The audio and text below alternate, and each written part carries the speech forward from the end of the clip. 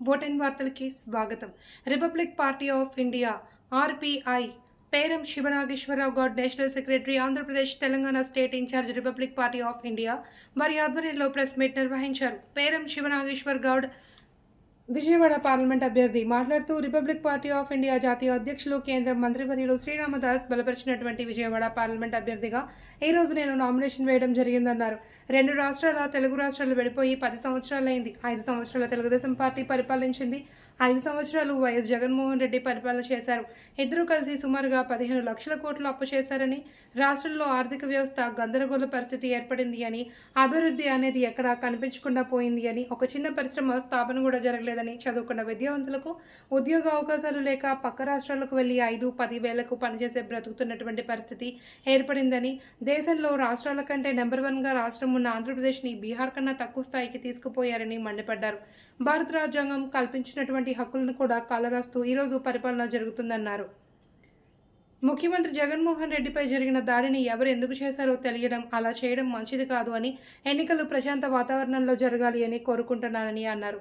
Vijayawada parliament అభ్యర్థిగా పోటీ చేస్తున్న ప్రజలందరూ పేద, బడుగు, బలహీన వర్గాలు కలిసి నన్ను గెలిపించండి, నేను మీ అభివృద్ధికి తోడ్పడతానన్నారు.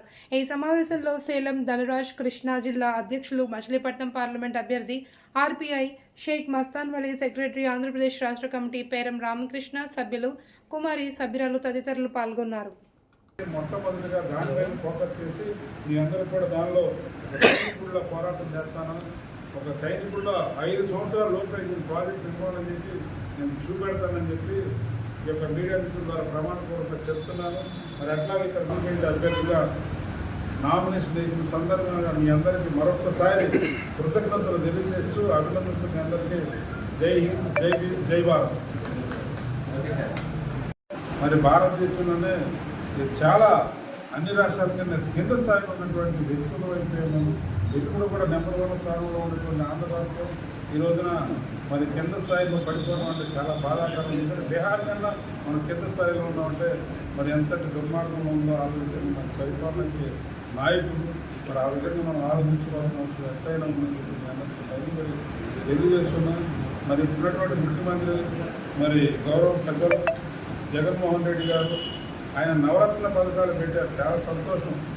నవరత్న పథకాలైనా తీసుకొచ్చి మాకు 29 సబ్ప్లాన్లో ఉన్న ఎస్సీ నిధులు భారత రాజ్యాంగం ప్రకారం వచ్చిన నిధులు, వాటిని ఆయన పక్కగా పట్టించేసి ఈ నవరత్నాలకి సంబంధించిన నిధులన్నీ తీసుకొని ఎస్సీ చదువుకునే పిల్లల్ని, ఆ పిల్లల యొక్క భవిష్యత్తును కూడా నాశనం చేసి ఆయన నవరత్నాలు పెట్టి మా పిల్లల దక్కాల్సిన నిధులు కూడా దక్కకుండా చూసినటువంటి ఘనత జగన్మోహన్ రెడ్డి గారి గురించి చాలా బాధపడుతున్నాను, చాలా ఆలోచన వ్యక్తం చేస్తున్నాను. మాకున్నటువంటి ఇప్పుడు అసెంబ్లీలో 36-37 మంది ఎస్సీ ఎమ్మెల్యేలు ఉన్నారు. ఒక్కళ్ళు కూడా దీనిపై నోరు మెరగకపోవడం కూడా చాలా బాధ అవుతుంది. ఎందుకంటే ఇది భారత రాజ్యాంగం కల్పించిన హక్కులు, భారత రాజ్యాంగం ఇచ్చినటువంటి నిధులు, భారత రాజ్యాంగం ద్వారా మన పిల్లలకు రావాల్సినటువంటి ఈ యొక్క నిధులతో వాళ్ళు అభివృద్ధి చెందాల్సిన అవసరం ఎంతైనా ఉంది. మరి అటువంటిది మరి మా యొక్క ఎస్సీ పిల్లలు అభివృద్ధి చెందకోకుండా కుంటుపట్టడం చాలా బాధాకరంగా ఉంది.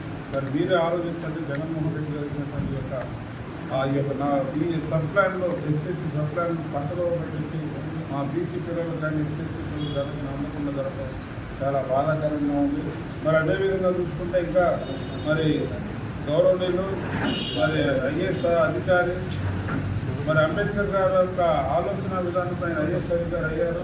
మరి ఈరోజు శాసన మండలి సభ్యులు గౌరవనీయులు జూపూడి ప్రభాకర్ రావు గారు, మరి వారు ఏకంగా అంబేద్కర్ గారి కంటే గొప్పవాడు జగన్మోహన్ రెడ్డి గారు అంటే చాలా బాధాకరం. ఎందుకంటే ఆయన పేరు అంబేద్కర్ గారి విదేశీ విద్య చెప్పేసి జగన్మోహన్ రెడ్డి గారి విదేశీ విద్య చేయడంతో మేము మా పార్టీ తరఫున ఖండిస్తున్నాం. అంబేద్కర్ అనే వ్యక్తి లేకపోతే నువ్వు ఎక్కడో ఉండేవాడు, నీ తాతలు ఎక్కడో ఉన్నాడు, నీ ముత్తాతలు ఎక్కడో ఉన్నాడో ఒక్కసారి గుర్తు చేసుకోవాలని చెప్పి నేను కోరుతున్నాను. ఎందుకంటే అంబేద్కర్ గారిని ప్రపంచం పెట్టినటువంటి మహానాయకుడు, ప్రపంచం పెట్టినటువంటి మహామేధలు, అటువంటి వ్యక్తికి ఒక ఆఫ్టర్ చిన్న 25 జిల్లాల్లో మొత్తం 10 జిల్లాలు 20 జిల్లాలు తీశారు. అటువంటి ఒక 16 జిల్లాలకి ఒక చిన్న నాయకుడు అంబేద్కర్ గారితో పోల్చడం దుర్మార్గమైన ఆలోచన. ఇటువంటి ఆలోచన కానీ బాగుంటే మాకు రెండోసారి మా పార్టీ తరఫున మాత్రం వాళ్ళ ఇంటి ముందులో ధర్నా చేసి క్షమాపణ చెప్పేదాకా మేము చూస్తామని చెప్పి మరొకసారి చెప్తున్నాను. అట్లాగే సోదరులందరూ కూడా మీరు ఒక్కటే చెప్తున్నాను, మీరందరూ కూడా నా మిత్రులు. ఈ యొక్క విషయం విజయవాడ అభివృద్ధి చెందాల్సిన చాలా ఉన్నది. మనకున్నది కృష్ణమ్మ తల్లి పక్కన. కృష్ణమ్మ తల్లి వల్ల కొన్ని లక్షల భూశక్తులు ఈ రోజున సముద్ర గర్భంలో కలిసిపోతుంది. మరి మీరు ఇక్కడ విజయవాడలో ఉన్నారు, మేము హైదరాబాద్ బెంగళూరు తిరుగుతూ ఉంటాం. ఇవాళ హైదరాబాద్ బెంగళూరు నీటి సమస్య వచ్చి వాటర్ ట్యాంకులు తెచ్చుకొని 10 రోజులు కూడా స్నానం చేసిన వ్యక్తి 4 రోజులు స్నానం చేస్తున్నాడు అయ్యా, బెంగళూరు కానీ హైదరాబాద్. అటువంటి శ్రీని దీక్ష ఇక్కడ రాకూడదని చెప్పి నేను కోరుకుంటున్నా. ఇక్కడ ఉన్నటువంటి విజయవాడలో ఈ కృష్ణమ్మ తల్లి ఏదైతే ఉందో ఈ లక్షల క్యూసెక్లు ఎక్కడైతే ఉంటున్నాయో అవన్నీ కూడా సముద్ర గర్భంలో కలిసిపోతున్నాయి. లాస్ట్ చిట్ట చివరి ఎక్కడో కృష్ణమ్మ తల్లి అక్కడ మహారాష్ట్ర, మనకి ఇక్కడ రేపు అమరావతి రాజధాని అని చెప్పి మరి గొప్పలు చెప్పినటువంటి ఈ నాయకులు మరి రేపు పొద్దున మనకు తాగునీటి సాగునీటి మన కర్మాగారాలు కలిసినటువంటి నీళ్ళు లేకపోతే ఏమైపోతాం ఒకసారి ఆలోచించి. దాని మీద నేను 12 సంవత్సరాల క్రితం ఇక్కడే మీ యొక్క విలేకరుల సందర్భంలో నేను ధర్నా కూడా చేయడం జరిగింది. ఆ రోజుల్లో చంద్రబాబు నాయుడు గారు కూడా మేము చెక్ డ్యామ్ నిర్మాణం చేస్తామని చెప్పి చెప్పడం జరిగింది. ఈ ఒక్కరోజు కూడా ఈ చెక్ డ్యామ్ నిర్మాణం జరగదు. ఎందుకంటే కొన్ని లక్షలకి ఈ రోజున మనకి ఈ రోజు నేను కృష్ణానదికి వెళ్ళాను. ఆ కృష్ణానదిలో సరిగ్గా స్నానం చేయడానికి కూడా సరిగ్గా నీళ్లు లేకపోవడం చాలా బాధాకరం. మరి ఉన్నటువంటి విజయవాడ పార్లమెంట్ సభ్యులు ఏం చేస్తున్నారు, రాష్ట్ర ముఖ్యమంత్రి ఏం చేస్తున్నారు.